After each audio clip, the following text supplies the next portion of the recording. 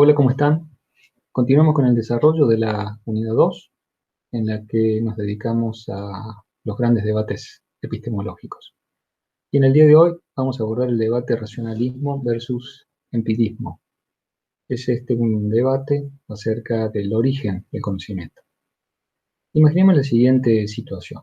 Estamos en el río, un día de verano, un sol espléndido. Estamos allí, sentados a la vera del río, descansando. A nuestro lado hay una gran piedra que es acariciada por las aguas del río. Y observamos cómo brilla el sol, que la luz del sol ilumina esa gran piedra, y tocamos la piedra y la sentimos caliente. Y entonces concluimos, el sol está calentando la piedra. Pensemos un poco cómo llegamos a esa conclusión. Eh, a partir de nuestra experiencia sensible, vemos el sol, vemos la piedra iluminada por el sol, tocamos la piedra y sentimos su temperatura. Sin embargo, esto no parece ser suficiente, porque no aporta esa experiencia sensible la relación causal que estamos adjudicando al Sol con respecto a la temperatura de la piedra. Eso no lo estamos observando. Observamos una sucesión de hechos, pero no la relación causal. Esto es algo que aportamos nosotros como observadores y que completa ese cuadro. Entonces podríamos preguntarnos, ¿qué es más importante en el origen del conocimiento? En la generación de conocimiento, por ejemplo, en este caso, experiencia sensible o la razón. Este es el kit de la cuestión. Este es el planteo de la tensión entre razón y experiencia sensible que da origen a este debate racionalismo versus empirismo.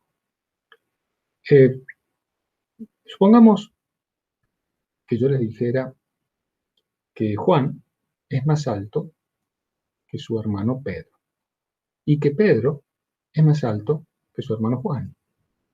Estoy seguro que no pasarían muchos segundos antes de que ustedes me dijeran que eso no es posible.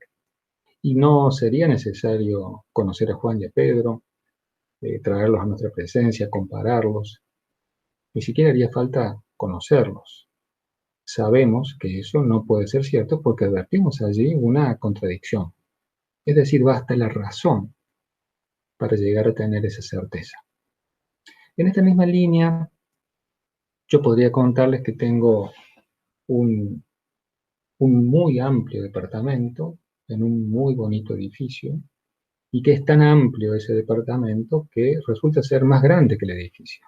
¿Mm? Y también acá, con toda seguridad, muy rápidamente, ustedes me dirían, eso no es verdad. Y no sería necesario hacer una observación rigurosa, ir con una cinta métrica, medir el departamento, medir el edificio para llegar a esta conclusión.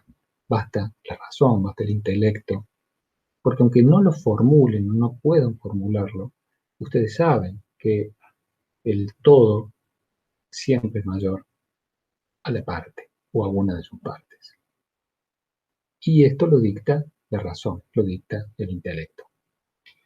El racionalismo solo reconoce como conocimiento aquellas proposiciones que sean universales, esto significa válido en todas partes y en todos los tiempos, y que además sean lógicamente necesarias. Esto significa que no puedan no ser cierto, que no puedan no ser cierto.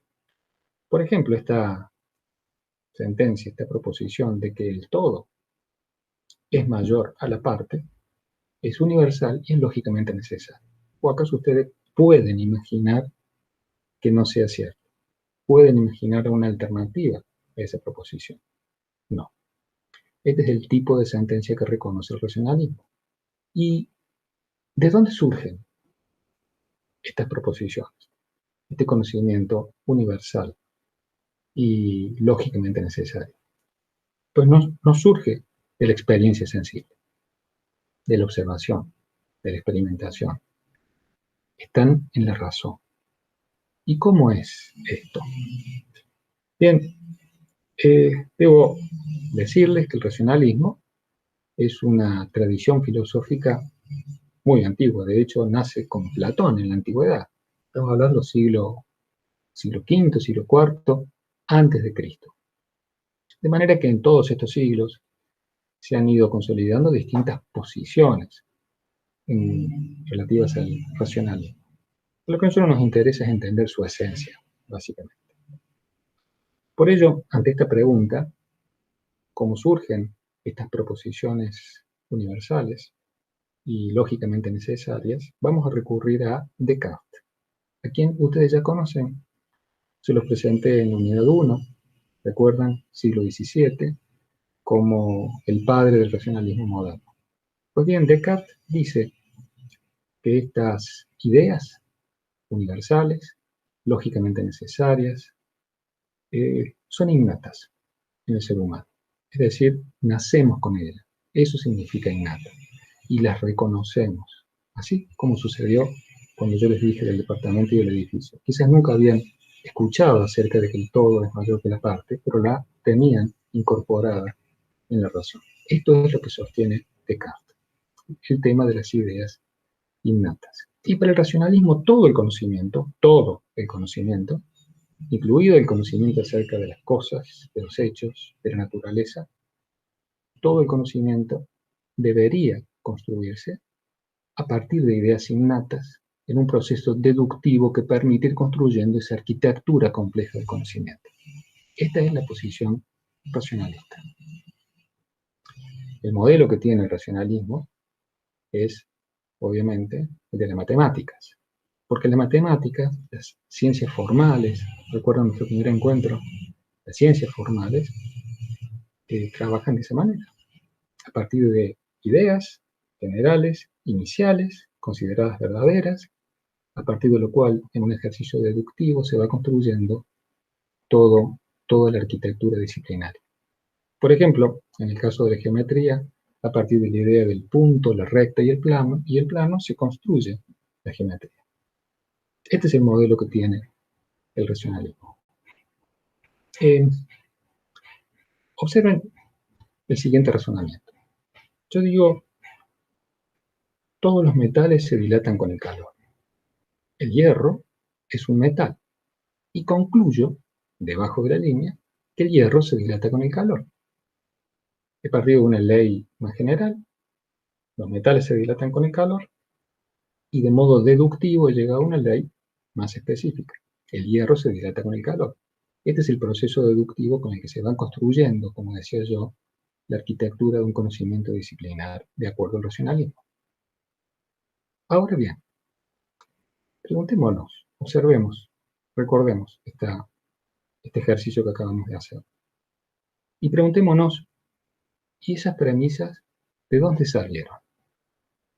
¿Cómo sé que los metales se dilatan con el calor? ¿Cómo sé que el hierro es un metal? Porque es cierto, la conclusión es lógicamente necesaria. No podría no ser cierta en la medida que las premisas sean verdaderas. Opera la deducción y esa conclusión es lógicamente necesaria. Pero ¿y las premisas? ¿Las premisas de dónde salieron? ¿Son ideas innatas?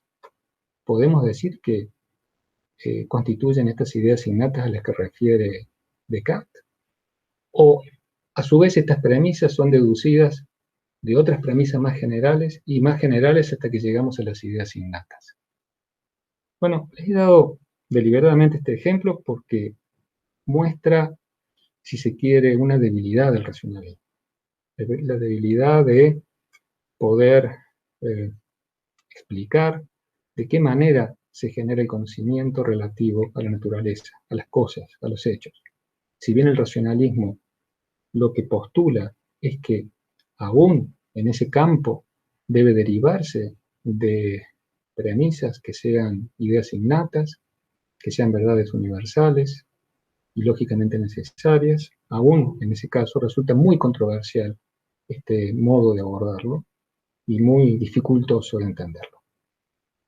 Entonces, en síntesis, el racionalismo ubica el origen del conocimiento en la razón. Para el racionalismo, en la razón, tenemos ideas innatas. Nacemos con estas ideas, son parte constitutiva de la razón. a partir de estas ideas innatas, deductivamente se construye el conocimiento. El conocimiento, siempre para ser considerado como tal, debe ser universal y lógicamente necesario. Y el modelo, en este marco del racionalismo, es claramente las matemáticas. Dejemos por ahora el racionalismo y veamos su rival en este debate, el empirismo. El empirismo está en el otro extremo. Para el empirismo, el origen del conocimiento está en la experiencia sensible. Tiene poco o nada que aportar el intelecto y la razón. El padre, para llamarlo de algún modo, del empirismo es John Locke. Estamos hablando del siglo XVII.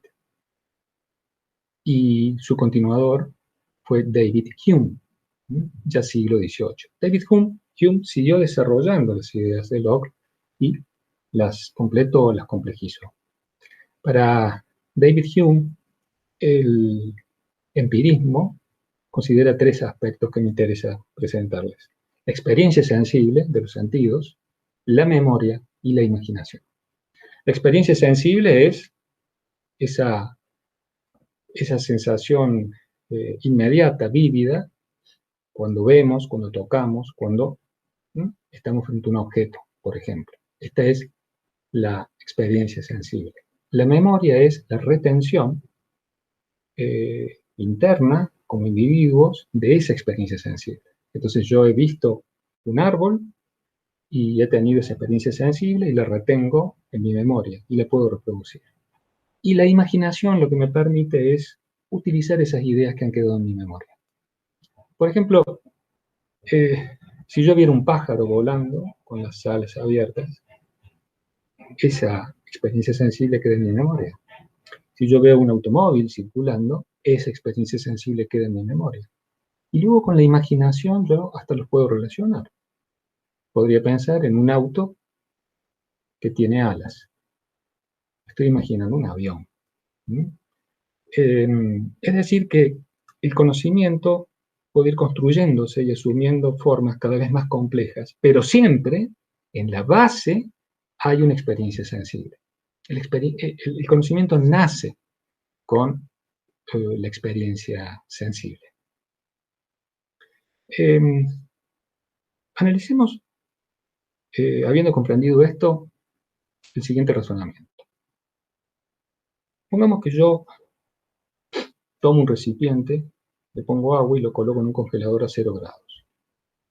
Algo que ya usamos como ejemplo en otro momento. Y constato que el agua, a las horas, pasa a estado sólido, a hielo. Hago exactamente lo mismo otro día. Un recipiente con agua, 0 grados, se congela.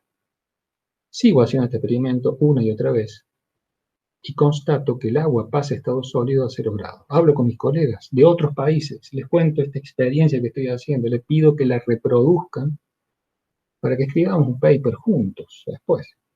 Entonces mis colegas ponen agua en un recipiente, en un congelador, en distintos países de todo el mundo, y en todos los casos me comunican que el agua ha pasado a estado sólido. Bien. Con estos antecedentes yo construyo el siguiente razonamiento. Digo, el agua 1, esto significa mi primera experiencia, agua 1 a 0 grados, pasó a estado sólido. El agua 2, es decir, una segunda experiencia, 0 grados, pasó a estado sólido, y así sucesivamente. Allí incluyo las experiencias de mis colegas. En todos los casos ha pasado a 0 grados a un estado sólido o de congelamiento.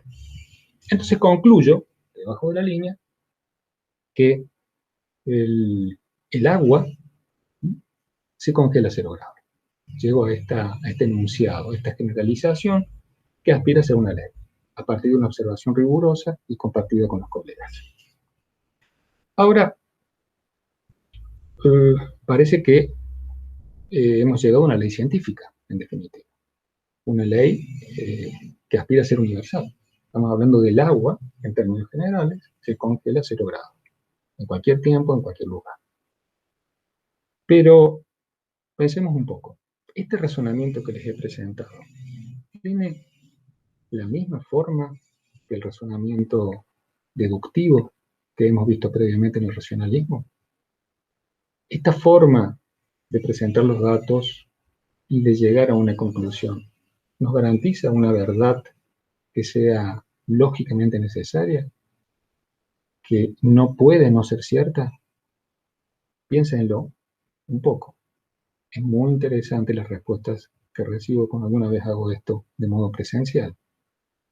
Piénsenlo. Bueno, la respuesta es que no. Este modo de razonar no conduce a verdades necesarias. Este no es un razonamiento deductivo como el que vimos previamente cuando hablamos de racionalismo. Este es un razonamiento inductivo, porque a partir de datos particulares y singulares damos el salto después de la línea a una generalización. Y ese paso de lo particular a lo general es imposible, lógicamente. No es admisible. Y si lo piensan detenidamente, aquellos que tengan duda, si comparan los ejemplos deductivos que les he dado con este ejemplo inductivo, van a entender muy rápidamente a qué me refiero. Es como si, supónganse, un señor alemán viene a visitarme, lo recibo en mi casa, hago broma, me hago el gracioso, se ríe. Entonces después le presento un amigo, y el amigo entra en confianza, empieza a hacer broma, y se ríe el alemán. Después lo invitamos a un asado, y ahí vienen más amigos, y en un asado nos divertimos, hacemos broma, y él se divierte, se ríe, y luego vuelve a Alemania, después de sus vacaciones, y le cuenta a su familia, y le dice su conclusión: los cordobeses son muy graciosos. ¿Eh? Por supuesto lo diría en alemán, él, pero bueno, es para que se pongan en situación. Él ha construido una conclusión. ¿Ha sido deductiva o inductiva? Es inductivo. A partir de determinados casos, él generaliza. Esa conclusión de nuestro amigo alemán no es lógicamente necesaria. Nada impide concebir y pensar que pueda haber un cordobés que no sea gracioso. ¿Mm? Difícil, pero puede haber uno, seguro. Veamos entonces algunas conclusiones respecto del empirismo y respecto del racionalismo. El racionalismo entonces ubica el origen del conocimiento en la razón. Exige que el conocimiento tenga como atributos que sea universal y que sea lógicamente necesario. Conocimiento de este tipo y con estos atributos se ubican en la razón de manera innata, es decir, nacemos con ellos. Y propone y reclama el racionalismo que la construcción del conocimiento, de todo conocimiento, entonces se haga a partir de ideas innatas de modo deductivo. El modelo es las matemáticas. ¿Y cuál es la debilidad que podríamos encontrar en el racionalismo? Se hace muy controversial y muy dificultoso pensar en el modo como de esa manera construir conocimiento acerca de la naturaleza. Por otro lado, el empirismo ubica el origen y la fuente del conocimiento en la experiencia sensible. Y el modo de construir conocimiento es solamente a partir de la observación, de la experimentación, de un modo inductivo. La debilidad que presenta entonces el empirismo es que de esta manera, con esta concepción del origen y del proceso de construcción de conocimiento, no puede llegar desde el punto de vista lógico a construir proposiciones que sean universales y lógicamente necesarias, que son los requisitos que tiene toda ley científica. Como vemos entonces, racionalismo y empirismo tienen sus fortalezas y tienen sus debilidades, aun cuando continúa siendo un debate plenamente vigente. Vamos a llegar hasta acá, pero no vamos a dar por terminado este debate, racionalismo-empirismo. En un próximo encuentro les voy a contar, vamos a conversar acerca de algunas, llamémosle, soluciones que algunos filósofos han concebido para lograr un compromiso entre racionalismo y empirismo en la construcción del conocimiento. Los veo pronto entonces. Hasta luego.